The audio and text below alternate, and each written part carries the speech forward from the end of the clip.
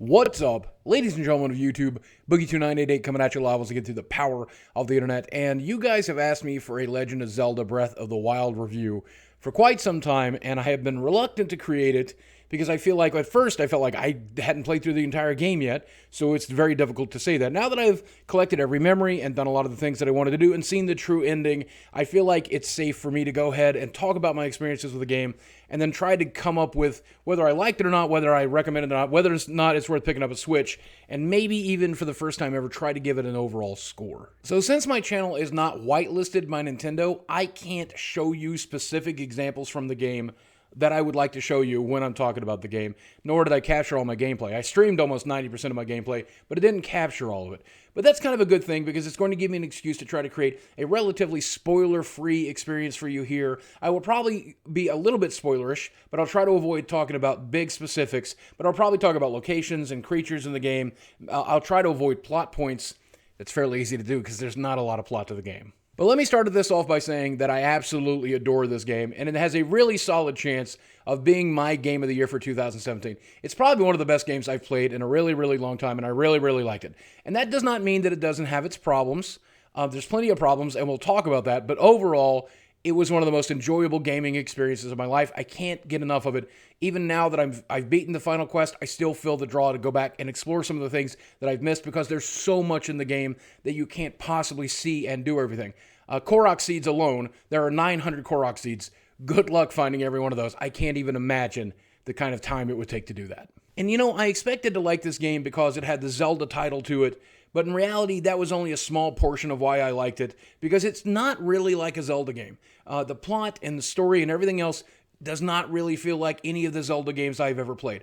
It's most similar, I think, compared to any other Zelda game, probably most similar to the very first game, which was very little plot, focused mostly on the mechanics of the game in the open world, and I feel that this game does the exact same. And even though there are like cameos from different characters in different locations of previous games, it really wasn't a plot-driven linear Zelda game. It's vastly different from that, and that's probably what I like about it the most. First off, it is an open world game, and like that, it is very similar to the original NES version, where you can just basically go out into the world and pick a direction and do whatever it is you want, however you want to do it. Once you've left the initial starting area, it is completely up to you where you go, what you do, and how you do it. Up to the point that you can climb every wall, you can go into every building, you can hide behind everything, you can loot everything, you can kill everything. It's very Skyrim in nature, and I love that. One of my friends said this is the best Skyrim mod he's ever played, and I think that accurately summarizes this game. A lot of people have said that they felt that the open world looks empty, and it does look empty, especially when you're looking at the gameplay. And there are periods of the game where you will go through a place without finding much, but that doesn't mean that there's nothing there.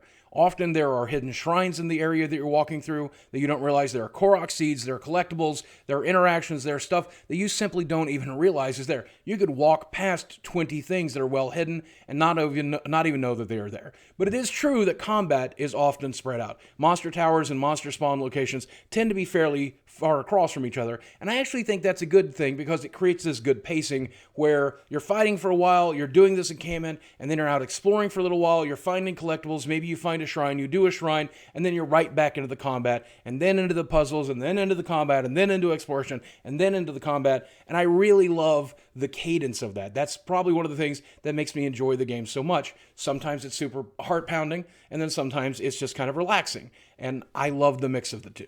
And one of the biggest complaints that I've heard is that there are not a lot of traditional dungeons in the game.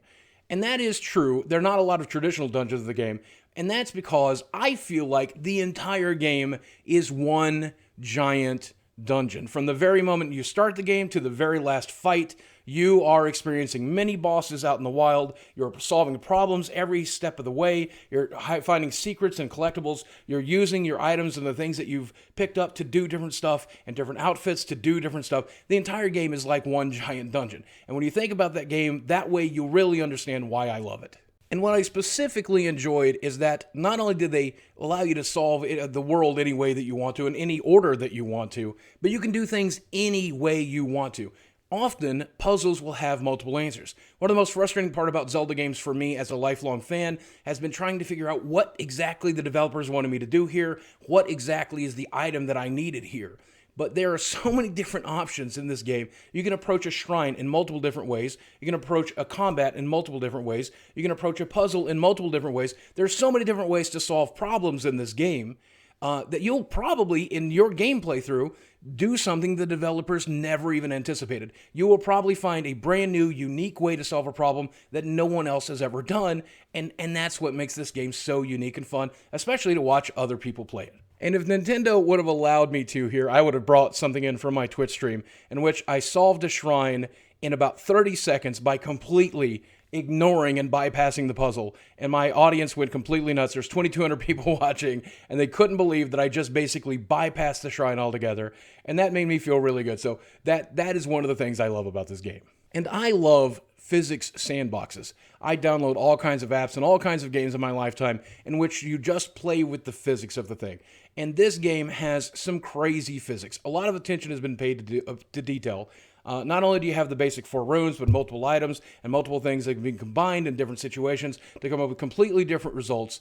You might decide you'll crush goblins with metal boxes. You might decide to bomb things to death. You might approach a camp one way or the other. You might try to use the physics of the game with boulders, or you might tie balloons to ships to make them fly. There's so many crazy things that you can do in this game, and it doesn't really matter because the game is there to be solved in any way you want. And so the crazier you get with it, the weirder you get with it, just the more fun it is. I think if you're not a very creative person, maybe the game can seem kind of boring, but if you get creative about it, you'll have a blast. Just look at Video Game Donkey's playthrough, his little comedy video about the game, and just look at all the crazy stuff he does, and that stuff you can do every combat if you want to, and there's even more stuff that you can do that he left out. Now, the plot that is there is good, but it's not great. It is very much a shadow of what you would expect for a Legend of Zelda game. Some of the characters are kind of cool and interesting and memorable. Some of them are just outright annoying. The voice acting is very, very poor. I very much disliked Zelda's voice acting quite a bit. Minor spoiler here, but why is she British? It makes no sense to me that she's British, especially because her father's voice actor is not. And this is where the open world nature of this game can really bite you in the butt, because you can attack the boss whenever you want to. Basically, 20 minutes into this game, if you want to, you can run to the boss and maybe you'll beat him. You probably won't, but maybe. And then you can choose to do the 4 different things that makes it a little easier to beat the boss. And then you can try to collect all the different memories to try to get the best possible ending. And those memories are really the only story that's there. You'll run into some minor story through some quests and stuff like that. But for the most part, even if you add up all of the cutscenes and all of the story that's in this game, it is a fraction of what you would find in a game like Wind Waker. And that can be kind of frustrating for longtime fans like me. And then there's the issue with the graphics. And don't get me wrong, graphics are not everything, but this is definitely built for an older system. And then there are some serious frame rate issues, especially in some areas for this game. So it's built to run at 30 frames per second. It'll run at 12 frames per second, 5 frames per second during some combat events or certain areas of the game. And that can be really, really frustrating. And obviously, it doesn't look as good as, say, Horizon Zero Dawn or come even close to it. But they do have a definite style there, and the game looks beautiful regardless of its fidelity, regardless of the texture qualities. Ultimately, it's a very artistically well-designed world, and it kind of reminds me of like how Borderlands used a very unique graphic style to make it look unique. This game looks unique, and in its uniqueness, it is absurdly beautiful in some points, in some parts. And the character design is gorgeous. I mean, every monster, every character you talk to, everybody you interact with, they look really, really good. And they're really well drawn. Link especially, with his outfits and his weapons and his shields, they all look great. The problem is, though, that there are so few characters in the game. For a world this big, there are only a handful of villages, only a handful of characters that really matter, and only a handful of monster types. You'll see different elemental versions of those monsters, and you'll see different grades, difficulty levels of those monsters, but there's really only a handful of different types of monsters, and that's really, really frustrating. I would have loved to have seen 10 times the variety, 20 times the variety, and it's just not there. I will say, though, that I was pleasantly surprised by the variety of weapons. And as much as I dislike the brittle weapon system and weapons breaking, I loved the fact that it forced me to work through almost every weapon I picked up. Now, towards the end of the game, I ended up with just a ton of really, really good items that did not break very often. I would use them about halfway. I often found myself, even with an expanded inventory, still having more weapons than I needed. But early game, I would end up picking up a weapon, using it 4 times, having it break, grab another weapon, kill a monster, take its weapon.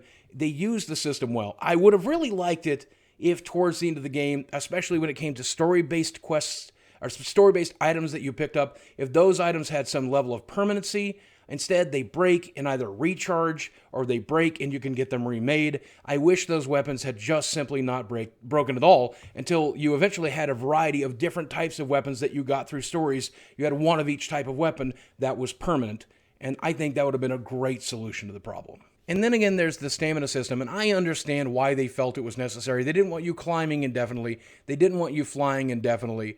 The system is a little bit frustrating. I knew that it would be, and even with a bunch of different wishes to expand my stamina wheel larger and larger and larger, even really right up to the end of the game where I had 2.5 wheels, I still found myself a little frustrated by the stamina system.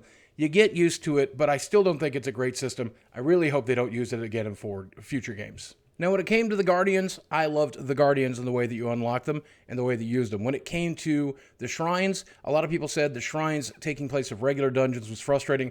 I actually enjoyed it. I loved having 120 little mini puzzles to figure out. I only solved 80 of the dungeons, and I still have more to go, but I love the way that sometimes even just finding your way to the shrine is the shrine itself. Sometimes it's inside the shrine, sometimes it's outside the shrine, sometimes just finding the shrine is the puzzle.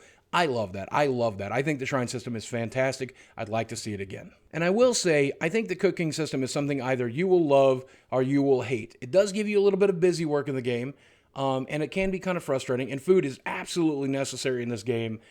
So you may not like it, you may like it. I did enjoy it. I think it's a 50-50 shot. I've heard people complain about it. Most of the people I know think it's a good system. I wish that you could just buy ready-made food at a higher price or whatever. Just sell your ingredients and buy the cooked food. That would have been a good solution to people who don't want to cook. But cooking is important to this game. You will be doing quite a bit of it. And I love the system. You may not. Now, about the way the Amiibos worked in the system, I love the way this worked in the system. There's only 2 complaints I had. The fact that there are 2 really important things that are tied into Amiibos. That's the ability to summon Wolflink and the ability to get a certain horse in the game. And then a lot of cosmetic items, a lot of armors that look really cool that can be enhanced to be game competitive are also locked in the Amiibos. But for the most part, the Amiibos just give you some reagents that you need. And I think that's kind of cool. Sometimes they'll give you weapons and stuff too that you can find elsewhere in the game. That's pretty useful. I knew they were going to tie them in here, and I know a lot of people love Amiibos, a lot of people hate them. I'm one of the people that love them. I don't really feel that the advantage they give you in this game makes you feel like you need these. Certainly you don't. But they are a cool advantage for the people who do already collect them.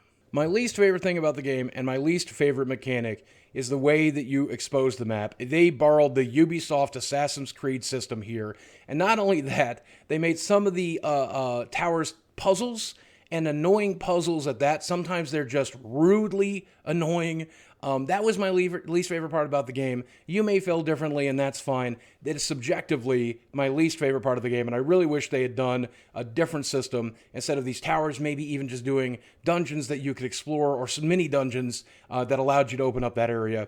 Anything other than this, just climb, climb, climb, climb, climb, climb, climb. Oh, there's a wizard shooting electricity at you. Fall back to the bottom and start again. But overall, what I love about this game is that it is just absurdly fun to play. It's fun to explore. It's fun to be in combat. It's fun to solve puzzles. It's fun to tell the limited story that is there. It is fun to discover new items and discover new ways to use those items, discover more and weird and interesting physics interactions in the game. Just overall, I find myself wanting to play this game more than any other game. I've already put almost 100 hours into it, and I still want to put more, and I can't wait until they add more to the game via DLC, even if it's just those silly trials. I can't wait to do the trials because I can't get enough of this game. But is this the perfect game? Is this the elusive 10 out of 10? I really don't think so. There's a lot of things in there that people may or may not enjoy. There's a lot of choices in there of mechanics that people just won't enjoy. There's stuff in there that bothered me, and it's just not the perfect game because, yes, there are frame rate issues and the graphics are not fantastic. It is not the best game that a game could be in 2017. It's just really, really damn close. If I were to give this game a score, let's say out of 1 to 100%, I would think this game would be around 95, 96, 97% because even the negative aspects of the game are turned around often to be good. There are only a few graphical and coding problems that are there, very few glitches, very few issues, a lot of detail, a lot of really great stuff. This is pretty much about as close to perfect as a game can get. If you look at it objectively. Subjectively, you may feel completely different. I happen to love it. You may hate it because of those mechanics we talked about earlier. But overall, just a damn fine game. One that I find to be absurdly fun to play. But now the way I normally do these reviews, I ask the question, should you play this game? And I normally answer that with a yes, a wait, or a pass. And I think obviously the answer here is yes, you should play this game. I don't know if you need to rush right out and buy a Switch to play it today or a Wii U to play it today. I think you can definitely wait until later in the Switch's life cycle because let's be frank, there's not a lot to spoil here plot-wise. If you played a Zelda game, you probably have a pretty good idea of the overarching story here. But I think even if at first glance you don't think you'd be interested in this game, I think you should play it at some point. And if you already have an interest, you absolutely should play this game at some point. I think this is kind of a really good example of how you can make a game fun. I don't know what exactly it is about it. It's just how it all kind of fits together and feels together and just the way that it is. It's light on story, but there's still enough there to keep you happy. The mechanics are fun and interesting, even if they can be annoying. Just overall, there's some sort of magic captured in this game that's just not captured in a lot of open world games and a lot of games in general. And is this game the system seller the Nintendo Switch needs or the Wii U needs? Yes. I mean, that's kind of frustrating because the Nintendo Switch certainly has its problems, and the Wii U is currently dead in the water. But I think it's worth picking up a Nintendo Switch, even if this is the only game you play on your Switch. It especially helps that you can probably sell your Switch for a profit when you're done. But I'm telling you, once you've played Zelda and played it all the way through, you're still not done with that game, especially with the DLC coming. You'll probably want to keep it anyway, so keep that in mind. And that's it. That's my Legend of Zelda review. I'm now the last person to review this game. I know everybody else has done it before me, but like I said, I didn't get the game early because I don't work with Nintendo and they don't want to work with me. I had to wait till I bought my Switch, and then I had to find the time to play through it all. And obviously, I wanted to stream that for you guys, so I only stream so many hours in a month, and it's been pretty great. But I will tell you, if this is the way that Zelda or that Nintendo is going to approach games like Zelda, like Mario, like Metroid for the Switch. If this is what we can expect for future licenses on the Switch, my God, what a resurgence for Nintendo that would be. I certainly don't expect that, but I do hope for it, and I think that would be great.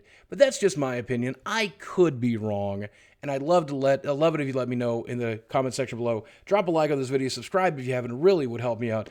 As always, guys, thanks for watching. I love you very much, and I'll speak with you again. And damn it, I think I'm going to go play more Zelda. Oh, God help me.